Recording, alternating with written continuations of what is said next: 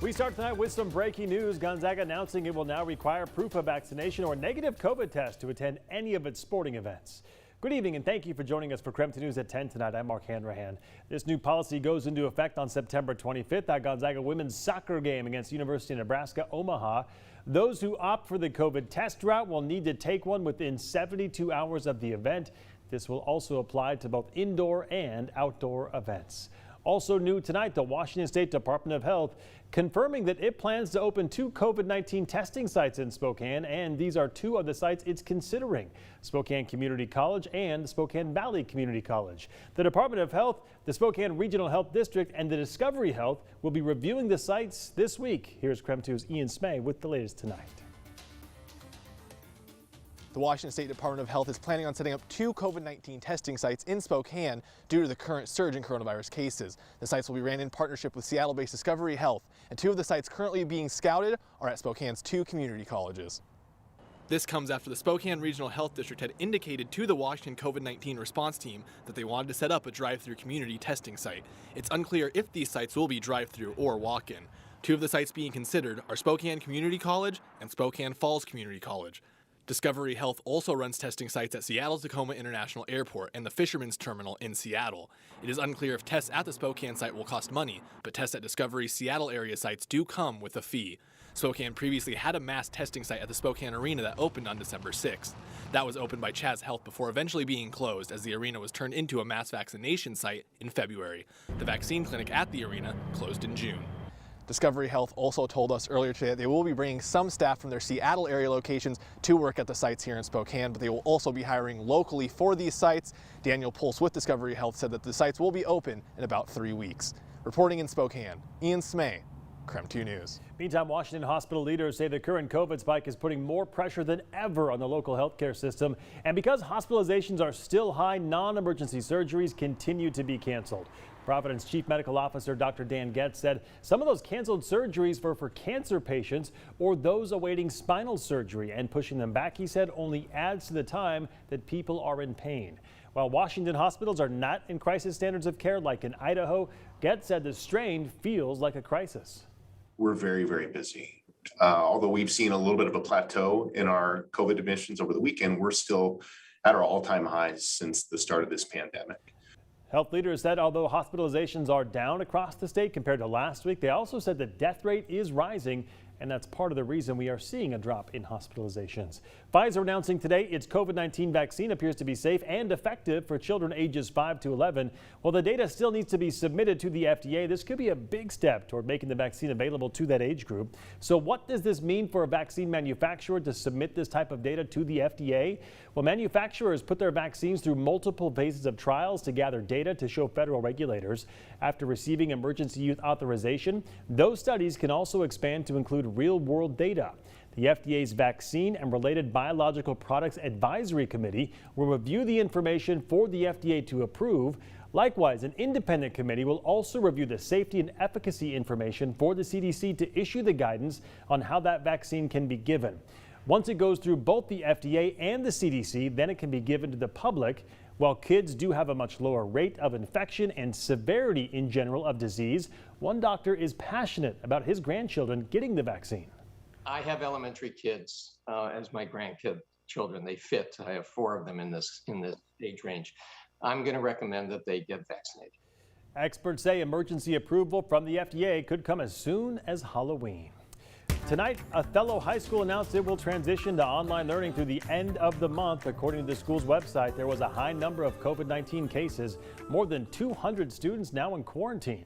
Classes will return to a blended schedule on October 4th, and school officials hope for a full return to in-person learning by October 18th, they said.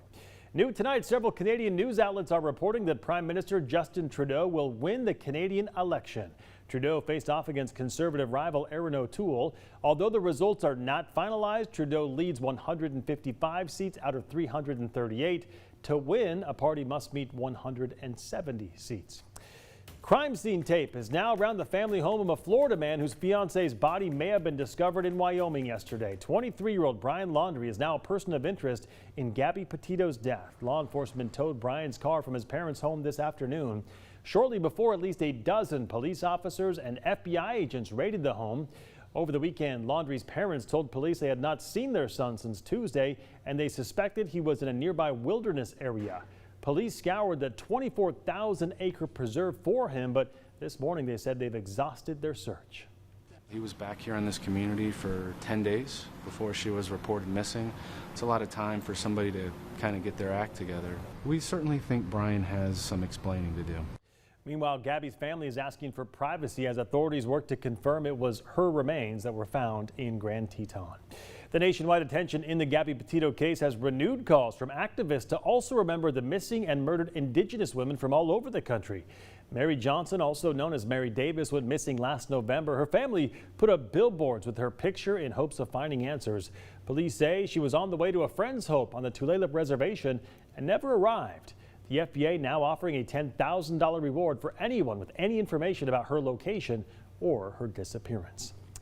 Well, we are just 2 days away from the first day of fall, and our mornings and our evenings certainly starting to feel more like fall. Let's get straight to meteorologist Michelle Boston tonight. And Michelle, are these cool temperatures here to stay? Well, we're going to see the cooler temperatures in the morning, but the afternoon temperatures are actually going to be going up. This is certainly the kind of fall weather I'm going to enjoy with warmer temperatures in the afternoons. Starting with satellite and radar, though, because we did have a pretty soggy weekend. You can see not a whole lot going on, little ground clutter showing up at some of the radar sites, but otherwise hardly a cloud in the sky and lots of sunshine in the forecast. Currently temperatures holding in the low 50s in Spokane, but it's cooled down already into the lower 40s in Deer Park and Sandpoint. Temperatures generally in the middle and upper 50s across central Washington, 56 in Lewiston at 10 o'clock. Here's a look at the next 12 hours. Quiet weather overnight, looking at lows in the lower to mid 40s here in the Spokane area, and starting off with plenty of sunshine for your Tuesday morning. Mostly sunny skies for the rest of the day. We'll see a few high clouds for Wednesday, a little bit on the breezy side, but still mild, 73 degrees. I know it looks like a cooling trend there, but temperatures actually just a degree off, really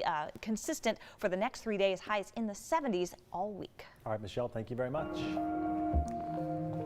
In KREM 2's Boomtown coverage, we've been following the impact of traffic that our growing population has produced. So now the Washington Department of Transportation is proposing permanently closing the I90 eastbound Freya on-ramp to help with traffic flow. KREM 2's Amanda Rowley has the details tonight. As of now, WashDOT says it will keep the eastbound Freya on-ramp closed. That is, until construction to connect the North Spokane corridor to I-90 begins. Traffic engineering manager Glenn Wagaman says prior to the pandemic and Spokane's ramp meters, I-90 congestion would build every day around 3 p.m. from the eastbound Freya on-ramp. It would slowly build from there all the way back to Highway 195. Lasting about 2 hours. So we'd see the stop and go traffic for that distance. He admits there is still some congestion when the Freya on-ramp is closed, but he says closing the ramp and using ramp meters is improving the flow of traffic through this stretch of I-90. But since it has been closed, we see no congestion backups from that. And what we also see is that speeds that were 39 miles an hour when the ramp was open, we're now at 59 miles an hour. So that's during the PM commute. So we have speeds that are more at free flow. Public feedback on the proposed closure show 54% support closing the Freya on-ramp, while 46% do not support it. I-90 folks are saying, yeah, it just creates all that weaving, slowing down. WashDOT says there are provisions in the North Spokane corridor for a Freya on-ramp in 2023. The options the North Spokane corridor office is considering include a short bridge or keeping the ramp closed and using the Custer on-ramp as it is used today. They're going to have to approach this in stages to be able to do the connections. We've got to maintain traffic movement throughout the work, and to do that, they've got to sequence it to where they can make that work.